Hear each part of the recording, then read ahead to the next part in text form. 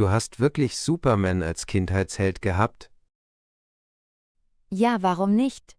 Er war stark und konnte fliegen. Ich fand das immer ein bisschen langweilig. Langweilig. Wer war denn deiner? Batman. Kein Superkraftquatsch, nur Köpfchen und Technik. Ach, der dunkle Ritter mit seinen Gadgets. Genau. Und er hatte immer einen coolen Plan. Aber Superman rettet doch die Welt im Alleingang. Ja, aber immer nur durch rohe Kraft. Und das Batmobil? Ist das nicht auch nur Technik? Klar, aber es geht um Einfallsreichtum, nicht Macht. Na gut.